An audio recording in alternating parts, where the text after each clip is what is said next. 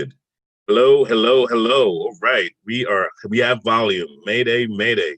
All right. So we are on the line right now.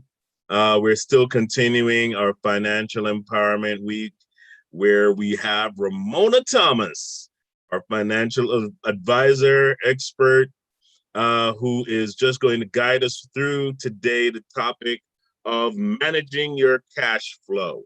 All right. If you have cash coming in, it's called a cash flow. And so we're very excited to have her again. For those of you who watched the program yesterday, I know that it was engaging and it was informative. So, you really want to tune in again for Ramona because she's going to give you some more information today on how to manage your cash flow. We want to thank Tom Estes at Allstate for sponsoring our program. Woohoo! You go, Tom. And all of you who are watching, please support Tom for supporting us, getting this information out to you. And for those of you who don't know, again, we have Ramona Thomas, who is going to be he's on the program with us today. Also, Oscar Capel. Yeah, he's going to be also presenting his services on this program. If you're wondering what Phoenix National is about, well, let me tell you, you're watching it. It's about entrepreneurs coming together and supporting one another and helping each other kind of propel to that next level of our business. So without any further ado, I'm not going to hold it up. I'm going to present to you Ramona Thomas, who's going to talk about managing your cash flow. Go ahead, Ramona.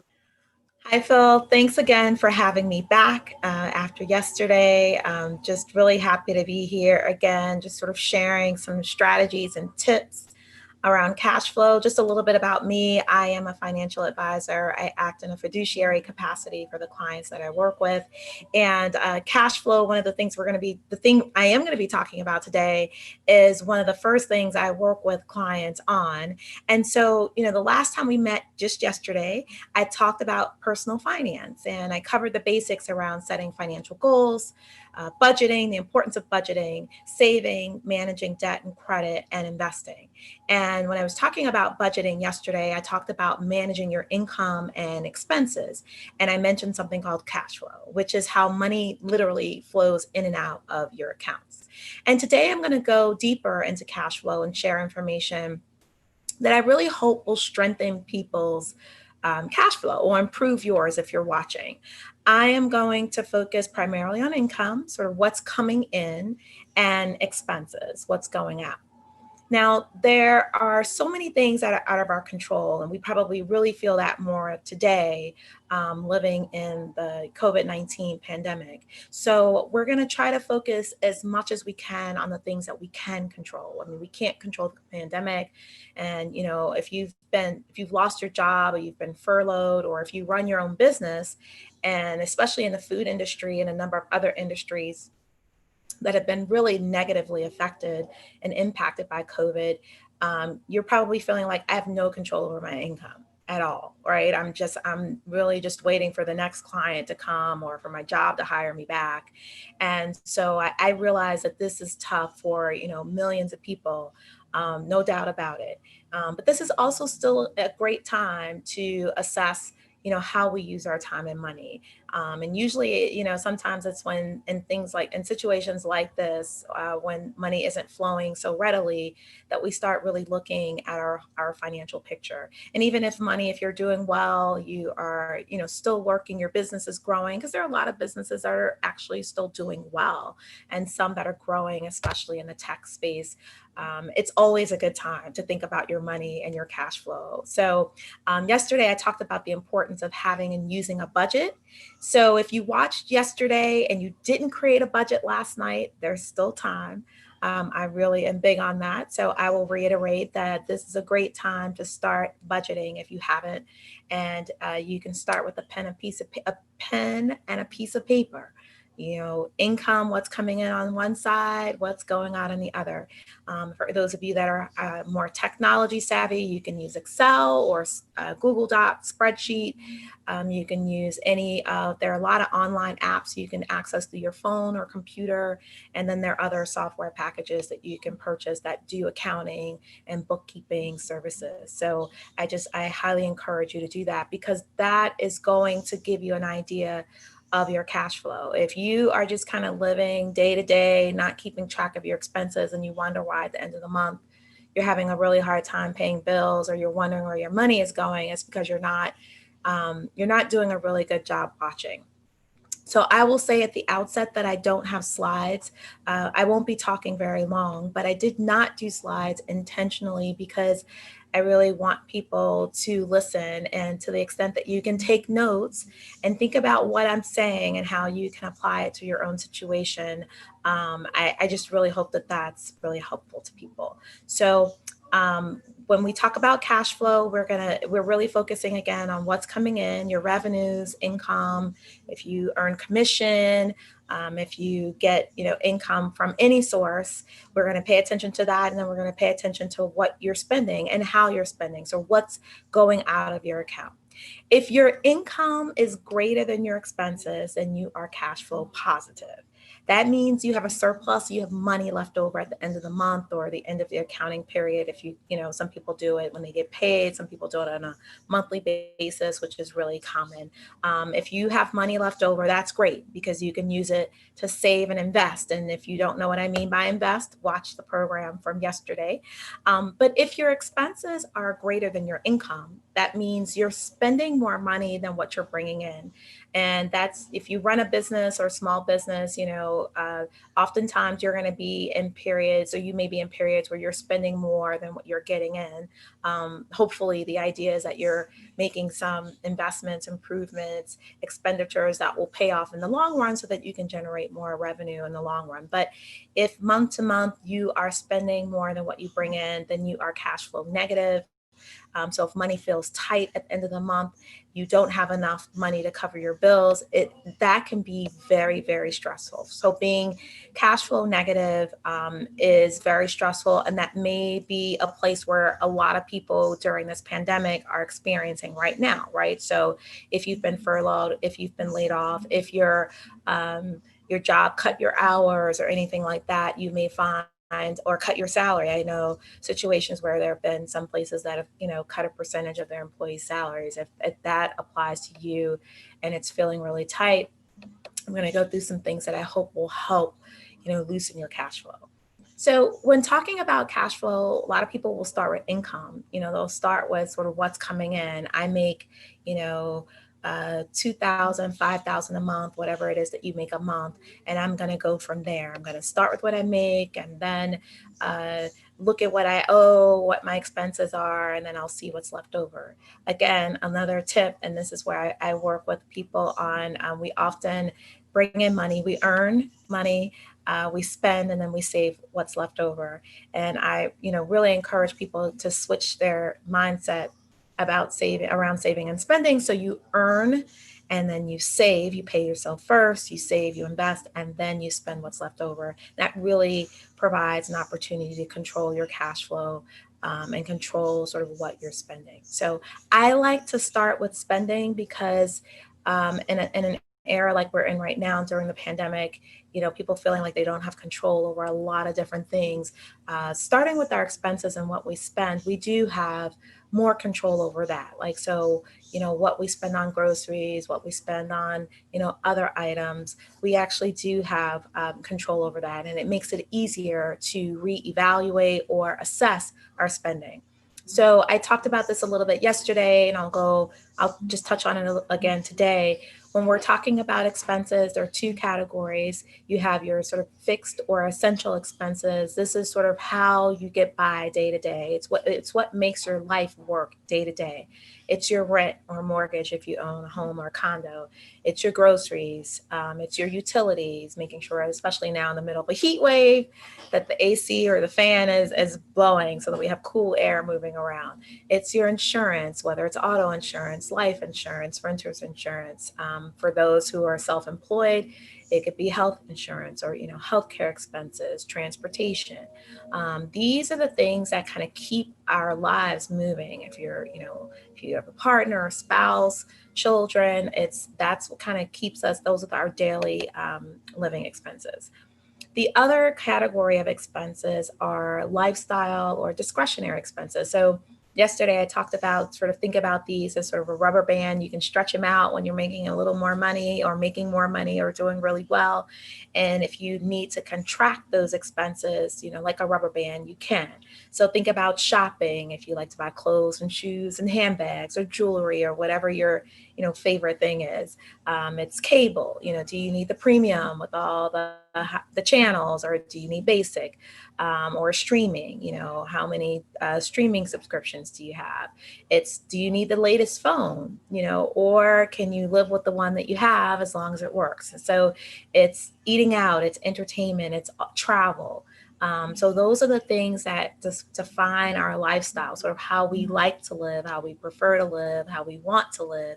And so looking at those expenses, those two categories, the second, the lifestyle or discretionary, the ones where we have the most control, because we can control whether or not we take a fancy vacation or we buy a fancy car, or, if we have 8 streaming services, or, we stick to basic cable. So in times like this, especially if money's a little tight, we start thinking about, what we can cut, what we can trim down, what we can, really not need right now.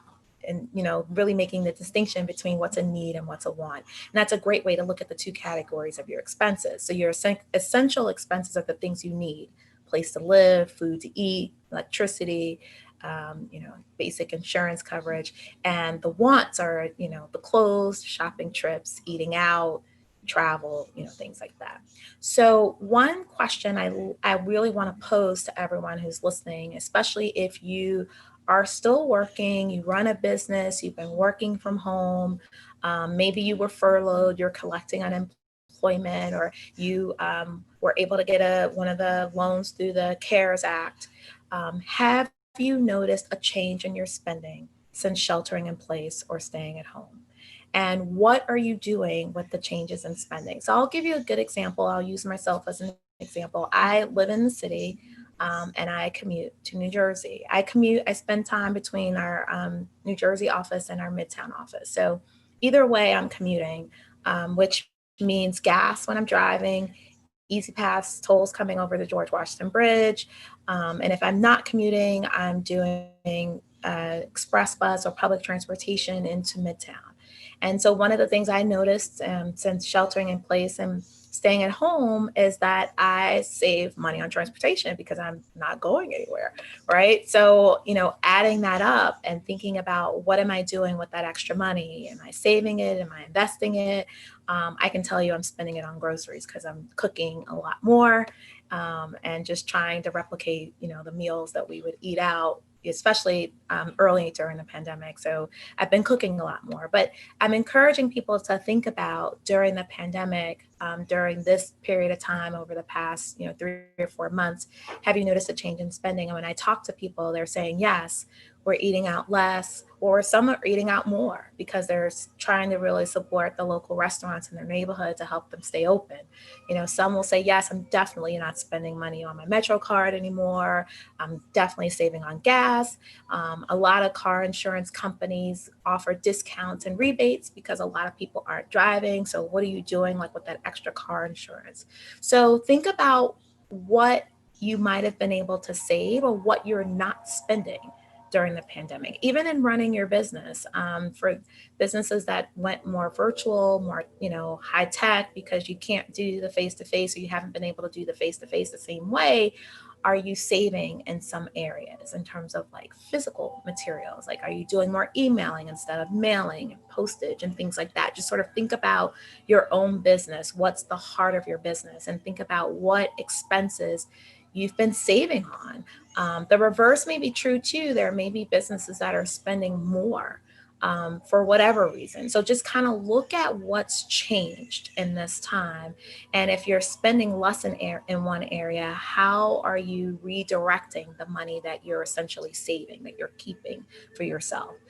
If you're spending more in other areas, where is that money coming from? Is it coming from the place where you're spending less? So, like in my case, I'm spending more on groceries, but less on transportation. So, it's kind of balancing out. And so, that's kind of what I'm encouraging people or encouraging you to think about when you're looking at your expenses or changing expenses in this time. So, a couple of tips that can help you increase your cash flow, basically helping you keep more of your money, have a surplus at the end.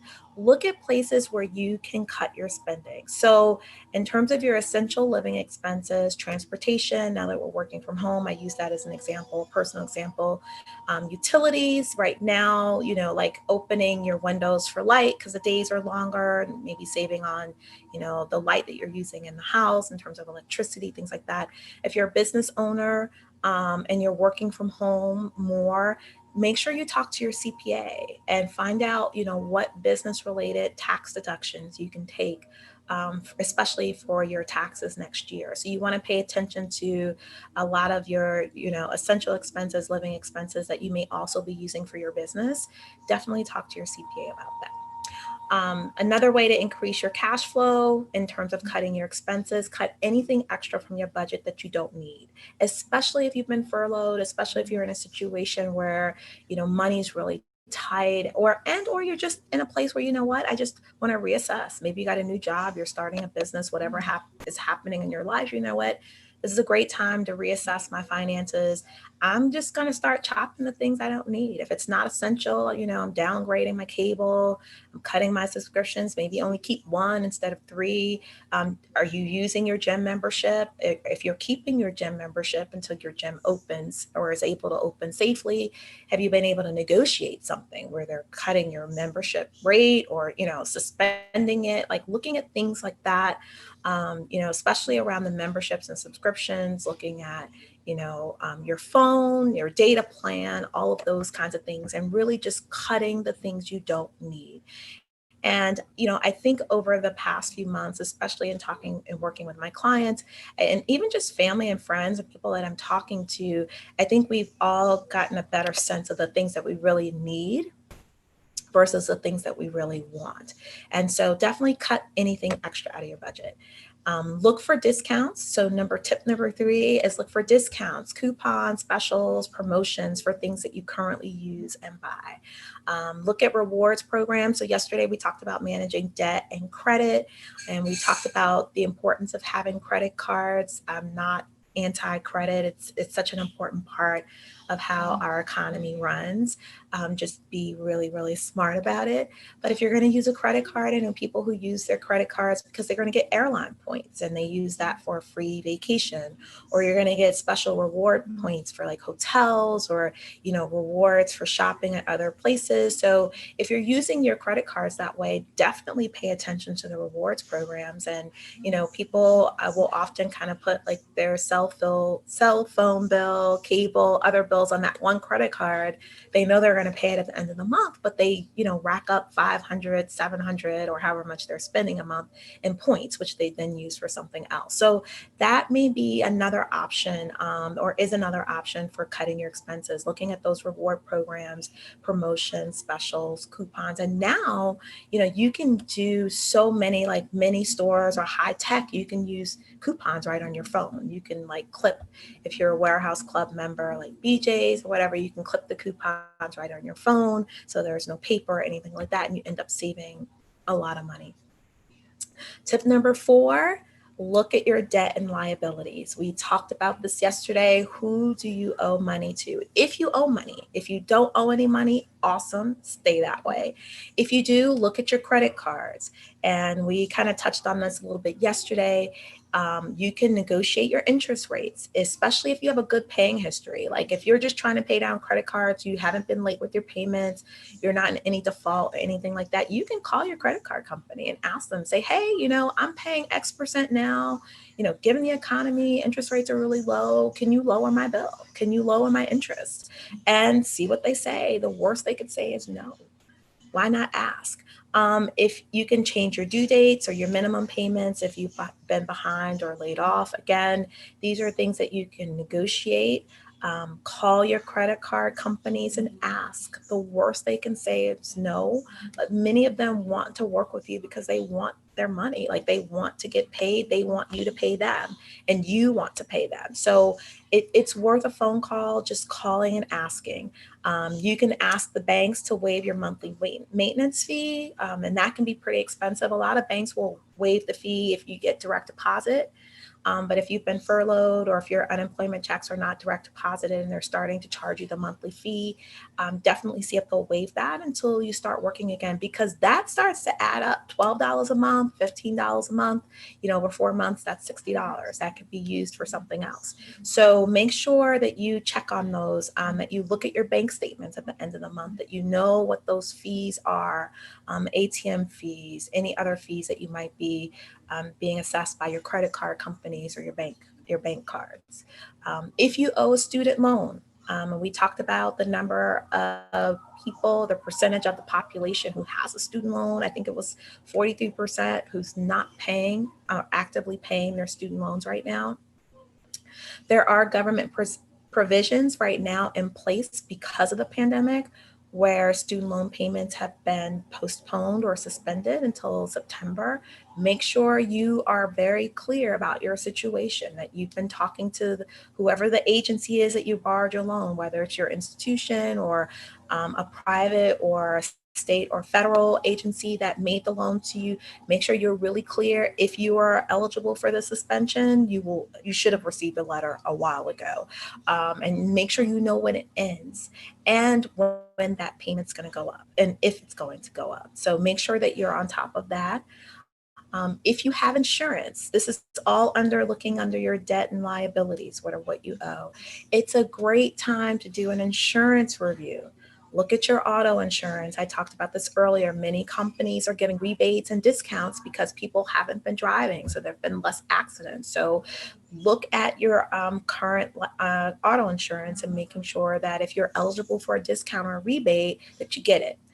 Look at your renters and homeowners insurance. Look at your life insurance.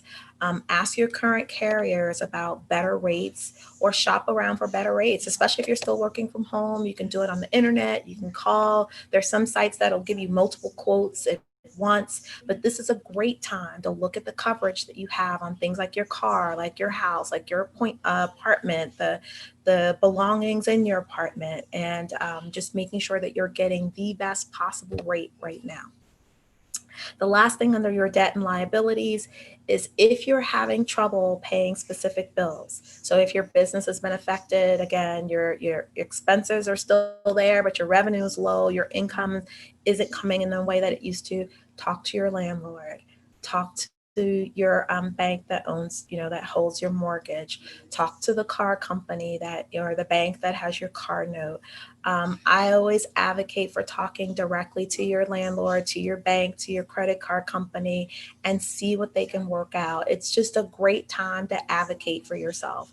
I know people ask about the consolidation programs, and Oscar, is going to talk a little bit about that. And that's something that worked for him and it's worked for other people. Advocating for yourself and negotiating payments is something else that you can do. You do have the power to do that. And I encourage people to do it. It just will take so much stress off because you'll know what's eligible. You won't have to wonder, can I do this or can I do that? You ask them, you have a conversation. They know that you're, very serious and conscientious about wanting to take care of your debts and liabilities, and many will try to work with you. Once you've identified some ways that you can cut your spending, make a very conscious decision about where you're going to put those resources. So if you're, saving money on your Metro card, you're saving money on gas, for your car or auto insurance or any of the other things that we talked about, like if you've been able to shave a couple interest points on your credit cards, think about where you're going to redirect that money. Are you going to redirect it from one bill to another? That's totally fine, especially if you're trying to get out of debt. That's what you want to do. You want to cut those expenses, cut your interest, and then you have more money to pay it down. If you don't need to do that, like if you are cutting your expenses and that again it loosens up your cash flow and you have money left over, that may be a great way to start your emergency fund. We talked about that yesterday, having an emergency fund that can cover multiple months of your living expenses, 3 to 6 months if you're single, 9 to 12 months if you're a family, especially now during COVID. So it's a great time to think about your goals. If you have a financial goal, it's a great time to take that money, if you're saving money or cutting your spending, and allocating it toward a financial goal. Your financial goal could be saving or investing, or it could be paying off other debts. So think about where you're redirecting that money. Okay, so I hope that was helpful. As you think about ways that you want to cut your expenses, that is one of the easiest ways. And it's probably one of the first ways you can cut your cash flow. The other is looking at income. Now, income is a little more challenging because your salary is often determined by your employer, or if you run a business, your revenues are generated by your customers, your clients. And so, depending on how your business is doing right now, income may feel like a challenge. Like, hey, Ramona, I really don't have control of what I'm making.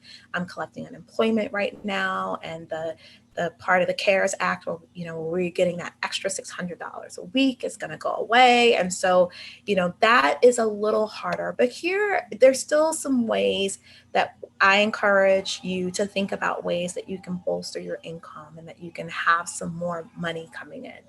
If you're still working your job and you're generating an income and you haven't been saving, this is a great time to start your emergency fund.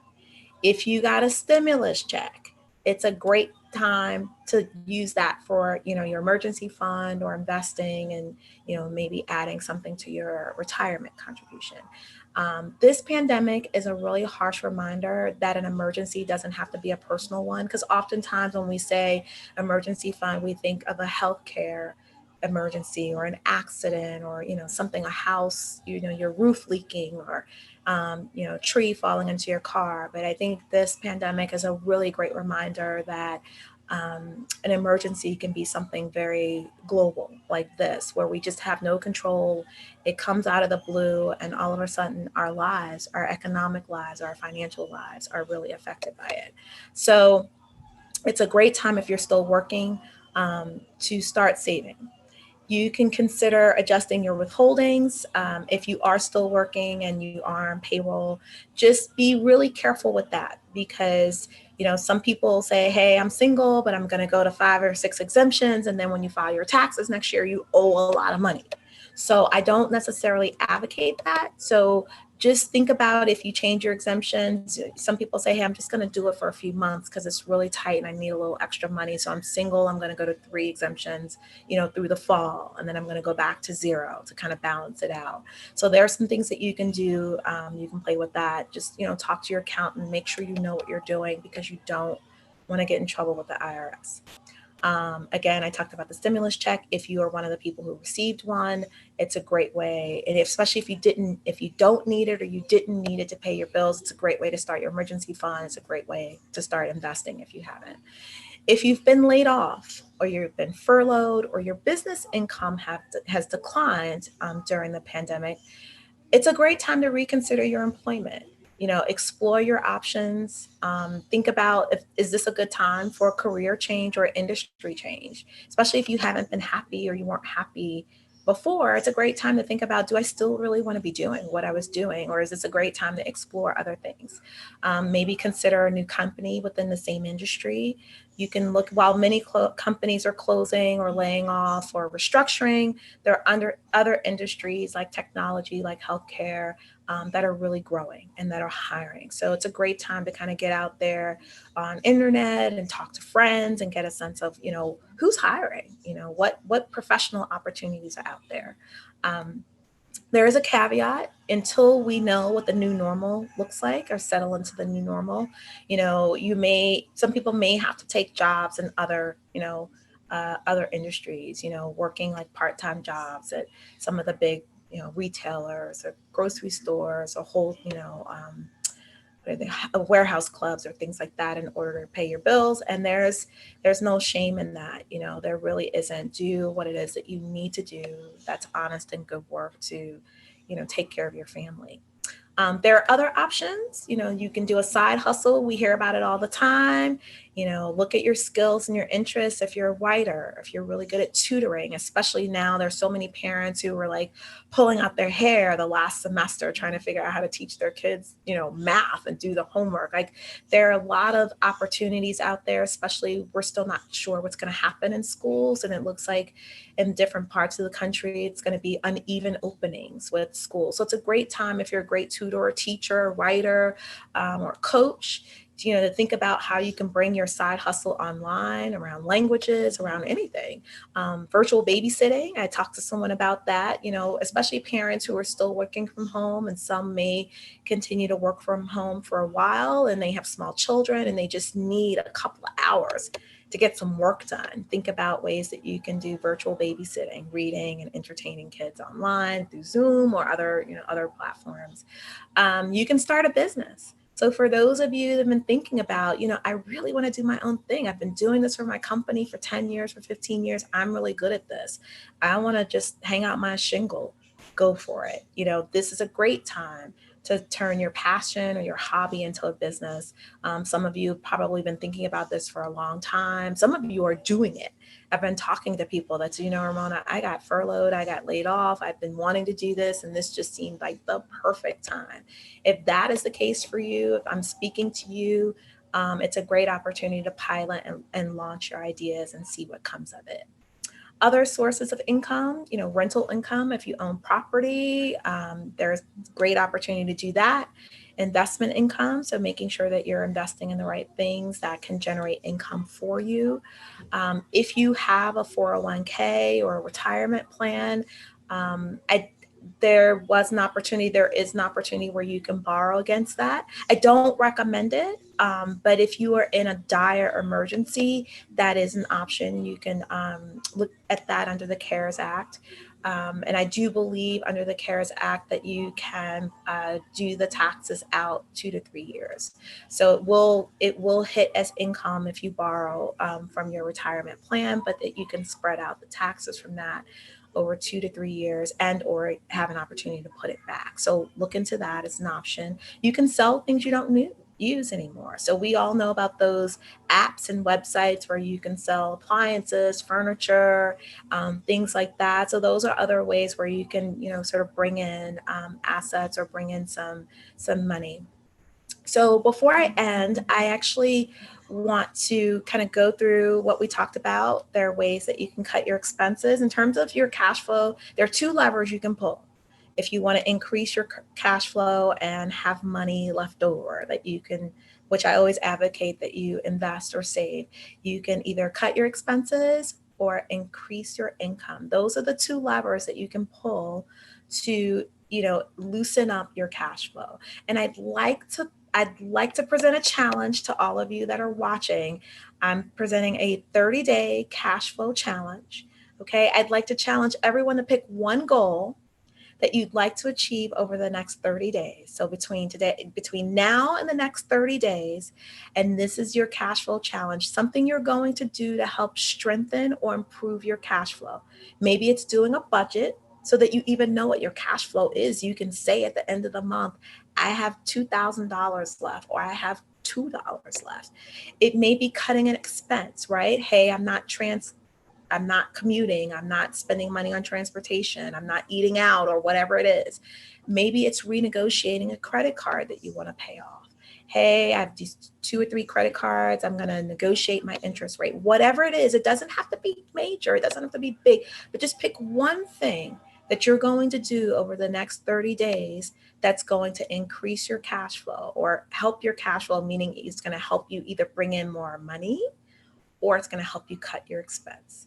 And then I would say once you identify what that goal is, make sure you track it and measure, because the goals we measure and track are the ones we achieve. The goals we just write down and we don't look at, Those goals don't often get achieved, or we achieve them, we don't even remember, we don't celebrate, we don't, pat ourselves on the back. So make sure you track it so that you know when you've achieved your goal. So start today, make sure your goal is specific, make sure it's measurable, it's attainable, realistic, and that you set a time, which I set for you, 30 days. So that is that. I want to thank you, Phil, for having me back. I really hope this was helpful to people. And I think we should, I think we should do a live event in 30 days so that we can hear what people did in terms of their cash flow. Absolutely. Yeah, I totally agree with that. 30 days challenge. Yeah, y'all heard that, right? Okay, so we want to see you back in 30 days, and we want to know if when you put this to action, what the result was, because we know it's going to be life changing. It's going to be a life changing result. So we want to hear back from you in 30 days. I know I'm gonna be on this 30-day challenge, and I want everybody else to come and join me because we want to experience financial freedom. If you don't know where your money is going and is going, somebody else is controlling your money, right? And you want to be the one to command your money and tell it where to go and what to do. And I just thank God for Ramona because she is just really sharing some really powerful things with us. I have a couple questions. There's a Sure. couple questions I had, and I just wanted to ask really quickly. So, when you said to call your credit card company, right? Is there like a specific thing you have to say, or in requesting it? Because I've heard people say, well, if you say these 5 sentences will, help you get out of debt, kind of thing. Is there like a miracle kind of like 5 words you say and then boom, all your creditors just kind of forgive your debt? You know, No, I I have a don't. gun. That is that. No, I don't know. I don't have the five magical words. I always just kind of go with the honesty. So, hey, this is Ramona Thomas. I'm really trying to figure out how to pay my credit card balance off in the next couple of years, and I see that my interest is X%. And just own it, like own your stuff. I've been late the past couple of months because I lost my job, and I'm wondering if you could lower the interest down from 20% to 10%. That would help a lot. Like, I just think, be honest and just tell them what it is that you want to accomplish. I want to pay the credit card off in 2 years. I want to increase my minimum payments. I want, like, just be clear about what it is that you want to do. Tell them that, and then you start negotiating. They'll start working with you to figure out what's the best thing to help you accomplish what it is that you want to accomplish. wow, yeah, honesty goes a long way. That's the truth. Honesty goes a long way. So, just be sincere, right? Yes. Just be sincere. So and then my other question was, it's only 2 questions, so then we'll turn over to Oscar. Uh, Emergency fund. I've always had a hard time differentiating between, putting money in my savings account and the emergency fund. Like, what's the clear difference between just putting money in your savings account or having an emergency? So it really comes back to your goal. So when you put money in your savings account, Phil, I would challenge you to think about, what are you putting that money in that account for? Like, why are you saving money in your savings account?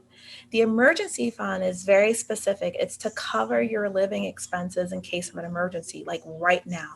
So for people who had an emergency fund before the pandemic hit, and if you had 3 to 6 months living expenses, and heaven forbid you lost your job, at least you knew for 3 to 6 months you could pay your mortgage, you could pay your rent, you could pay your car note, you could buy groceries. Your emergency fund is really designed to cover your living expenses in case of an emergency. Now, other emergencies come up, right? Mm-hmm. Maybe somebody hit your car while it was parked, or maybe something else happened in your family and you need to help a parent.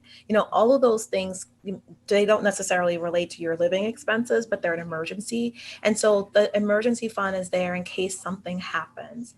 You have the funds that you can cover those expenses. And when you do, I never say this, but you want to put it back, right? So let's say your expenses are $6,000 a month, your family, and so you have 6 months expenses in an emergency fund. You have $36,000 that you have in an emergency fund in case of an emergency. Let's say an emergency comes up and you need to pull out $8,000. That's what it's for, right? But then as soon as that emergency is over, you want to start putting that $8,000 back. You Right. may, even if you Right. can't put it back all at once, because you don't know when an emergency is going to come up. What about that person that defines, wow, my Gucci bag got Not an torn, emergency. and this is like life Not or an death. I emergency. can't believe that my Gucci bag got torn. I got Not an not an it's not an emergency. emergency. Remember we talked about wants and needs.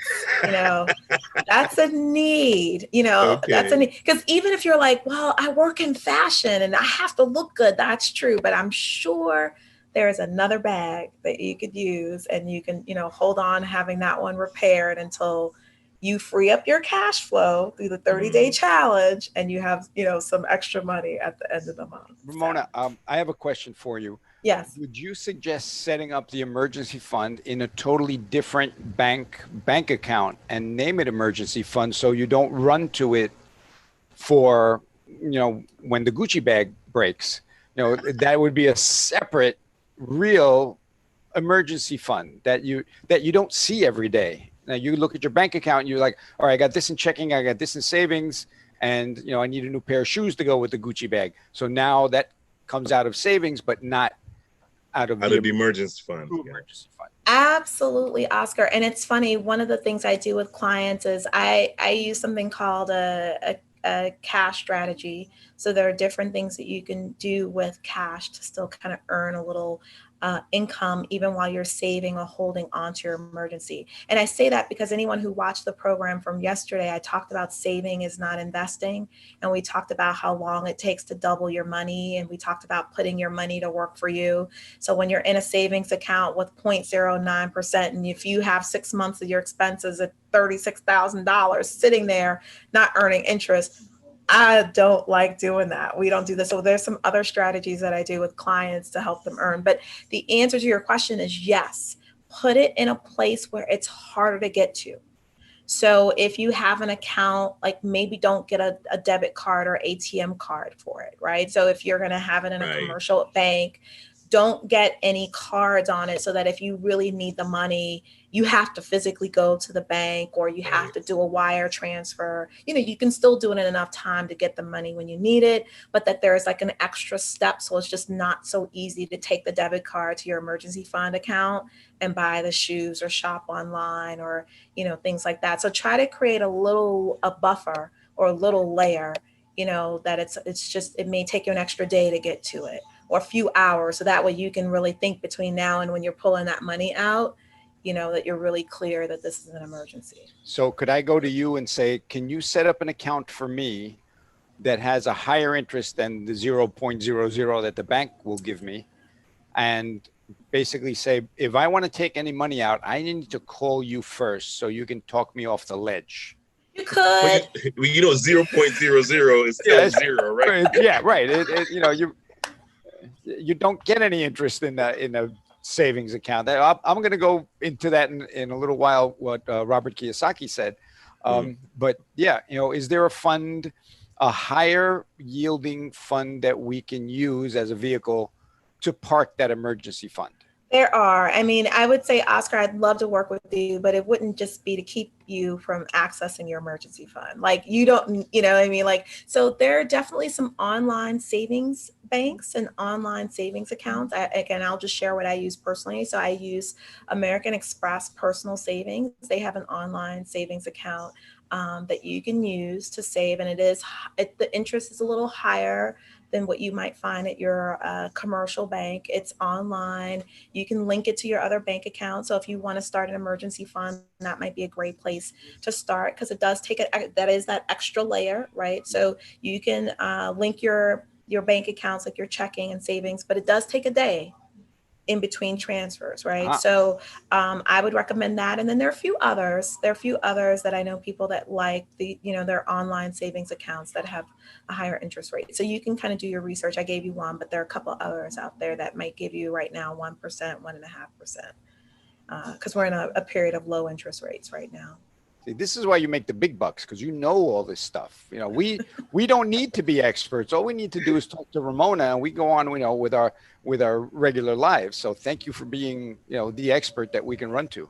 That's it. And running out Absolutely. of beer is not an I emergency fund, is what I heard. No, it's not. I appreciate that, and a big part of my job too, in working with people's education. It's I appreciate what you said, like, hey, we can just go to Ramona. She knows it. She'll take care of it. But I really like to make sure I educate clients and people that I work with so that you feel confident knowing what you're doing. That I'm not just advising you what to do and you're doing it on blind faith. That you really feel competent and that you feel confident in the decisions that you're making, the accounts that you're opening, the things that you're doing, that it makes sense for you. It has to make sense for you. Otherwise it's nonsense if it doesn't. I So wanted to touch. I want to touch base on one thing. mhm. Now you have that young person, which I was at one time, a long time ago. I'm not going to tell you how long, but I it got you by was, about 20 you years. know, So yeah, when I was riding that dinosaur. Oh, I'm sorry, that's a timeline. you know, but you have young people. I remember when I got my first paycheck. And my first paycheck had all these different taxes that came out of it, state tax, federal tax, and FICA. At the time I lived in Yonkers, and there was a Yonkers tax and, county tax. And so as a young person, right, they get their paycheck, and they want to really be wise with their money. What would be like, I'd say, if you should throw out like maybe 5 things that they should be thinking about doing with their weekly or bi-weekly paycheck, what would that be? Definitely investing, Okay. because we talked about this yesterday, the earlier you start, the more beneficial to you. And I would say, to young people, we live in a time, like, and it's hard when I talk to my nephews and stuff, it's hard for them to believe, like, we didn't always have cell phones. So when we describe like rotary phones that hung on the wall, and then how you would have the extra long cable so we could carry it in our room so our parents couldn't hear what we were talking about, they're like, so, and I'm using that as an example because I think we live in a time now, especially young people, where everything's instant. They communicate with their friends instantly through all the different apps and through the phones, and it's hard to think long term. So it's hard to think beyond the next year, beyond college. And we're all here to tell you life goes really fast.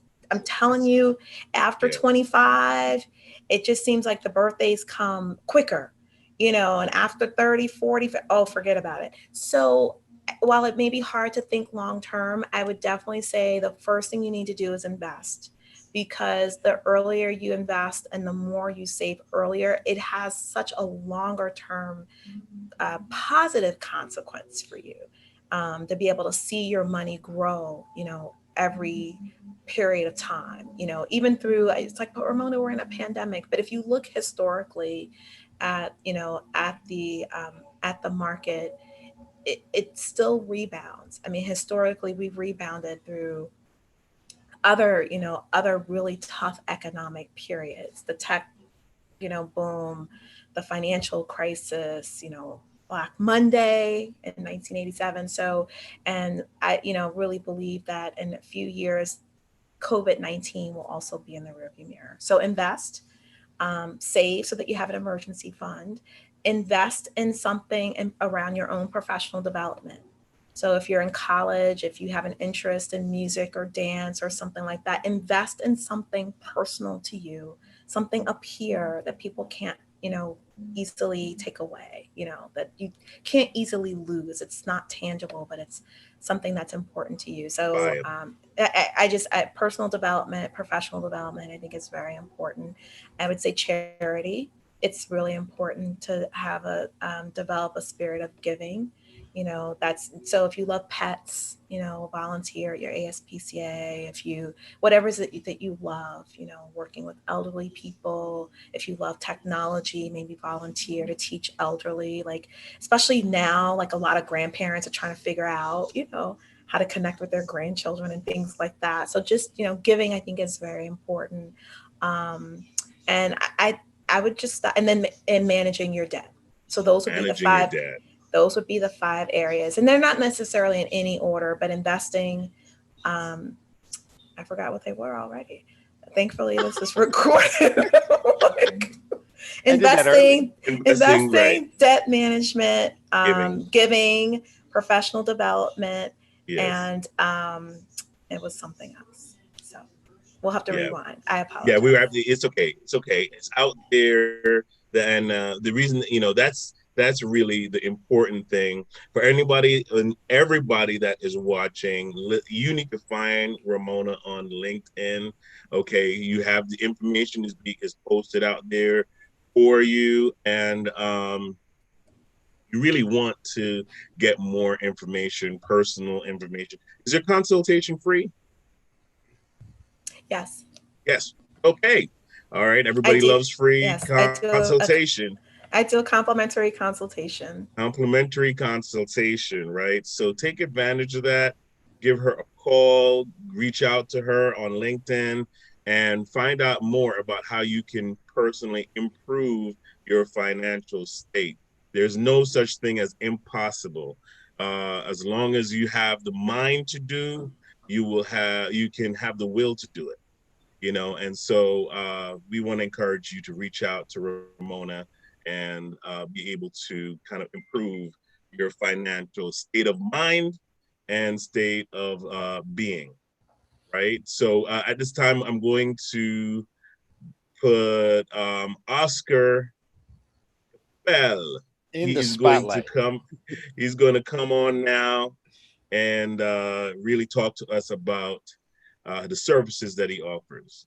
Right. So first of all, Ramona, I've have my 30-day challenge here.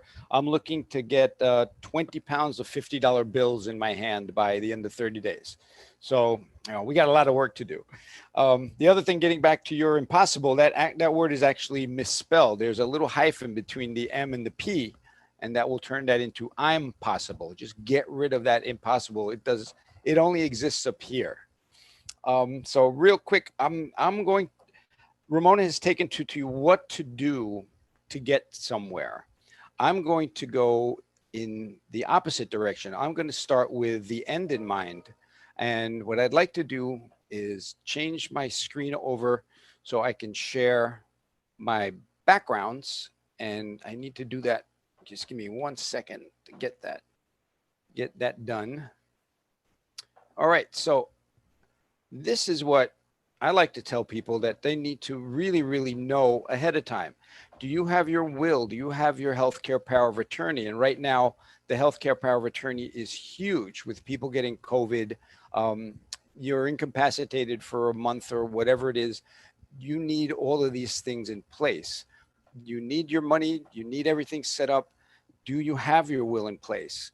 The problem that people have is like, who do I see to get my will done? How much will it cost? Where do I have to go? I don't want to travel with COVID and everything else. We make that very, very simple also.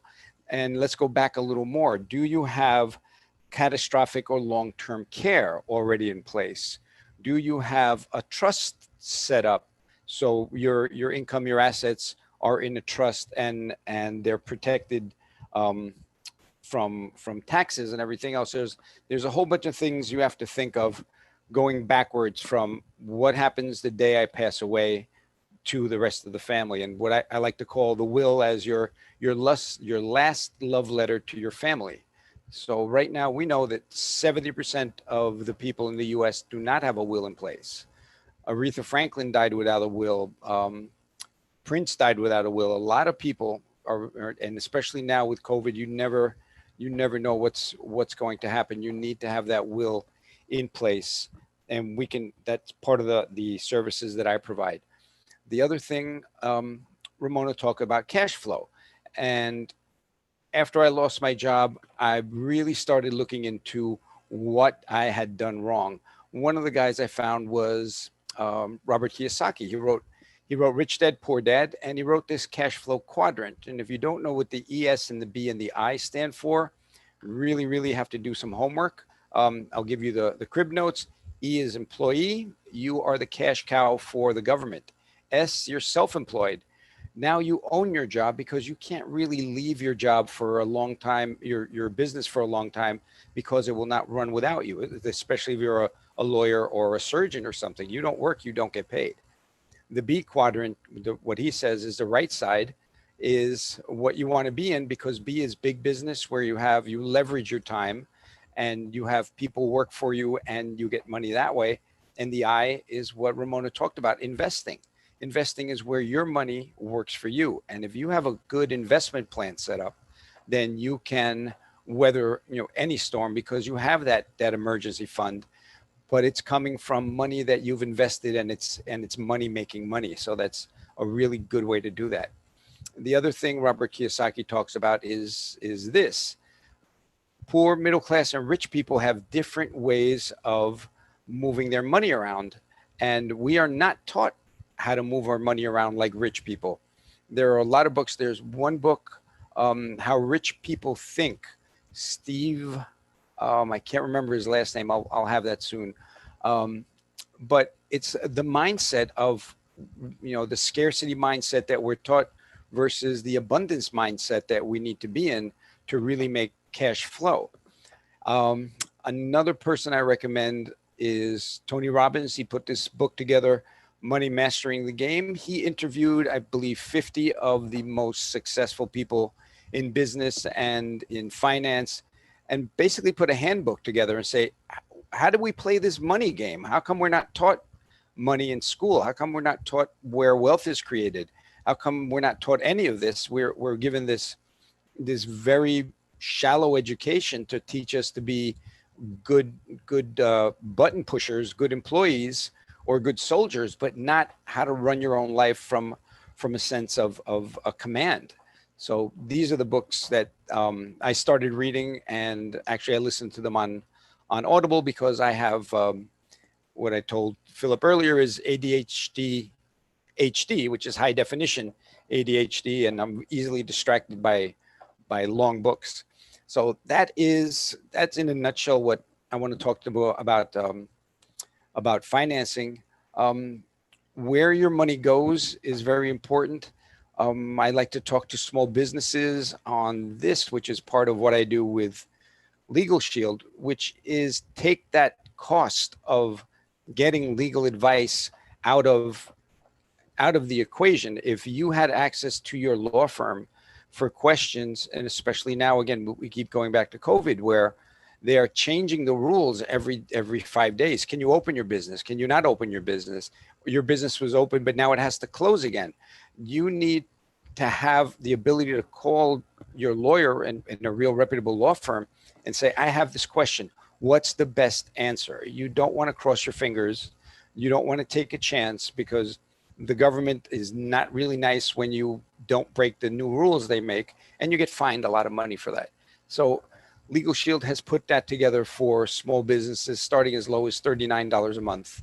And we can do that for you with a general consultation, reviews, document reviews, collection letters if you need them. All of that is available through our service. Also, personal, where's your money going? I talked about that yesterday, and what Ramona said also. If you're not treated fairly by a company, this is a problem I had with Toyota. I had the law firm send them a letter and get me my $500 back, even though they said I was out of warranty. So there are things that you can do to level the playing field so you are treated fairly, but you need that leverage, and the leverage is having a good law firm behind you that will answer a lot of the questions for you and give you the right advice. So that is, let me change my background because I'm going to, there we go. And that is what we do. That's part of the service that we provide with Legal Shield and ID Shield, also to protect your identity. And what people don't know is we are the only identity theft service with licensed private investigators to do all the restoration. So that is part of what I'm doing. And going back to what Ramona says, you lose your job, you get your income cut, get that side hustle going, get that business. This business I was able to start for a $99 basically franchise fee, and I'm on my own and I'm working with a lot of intelligent people. And what a lot of people say, you become like the five people you hang out with. I talk to people that make a lot of money and help a lot of people. The guys I work with all have started their own charities, and that I find that is one of my goals. Like, I need a charity, not because it's got my name on it, because there are people that need help, and you can't help other people if you haven't helped yourself. So that's me in a nutshell. Thank you so much. Really appreciate that. That is Oscar Capel, and of course we have his information on the banner and on the stream. So feel free to reach out to him if you want to learn more about how you can protect yourself and your identity with Legal Shield. Oscar, man, I really appreciate that information. So I wanted to thank everybody for watching. Thank you, Ramona. Again, such vital information. It's And my pleasure. this is going to continue. This is going to continue, guys. We're going to be doing this for 2 weeks. We're going to be doing this for 2 weeks. Next week, we're going to be talking about how you can start a business. If you already have a business, how can you improve on your business? And we have a few experts coming on that. We have a gentleman that's going to be talking about Dwayne Reed from Reed Financials. He's going to talk about how you can work on your credit score. Okay, we all know your credit score is very important when you're looking to get a home or even just start a business. If you wanted to get a business loan, people are going to look at your credit score. And so we want to show you how you can change their paradigm. All these programs are here for you, okay? And we are here for you as well. Phoenix National Business Group, again, is just simply put, a group of entrepreneurs that come together to bring information to the public that otherwise some of you may not even have access to. So you can join if you're an entrepreneur and you'd like to join our team. You could go to philipreed.org for more information, or you can simply just give me a call, 914-297-7624, 914-297-PNBG, okay, Phoenix National Business Group. And I will definitely give you some more information on that. And there's a power in coming together and supporting each other. You don't feel like you're alone in your business. You have a team of people that's helping you push and get your name out there. So again, thank you everyone for watching. Thanks, Ramona. Thanks, Thank you. Oscar. And Thanks, we will Phil. see you Thanks, Oscar. guys tomorrow. All right, because we're going to Yes. be back. We're going to be back with more information for you. And I will see you then. Take care, everybody.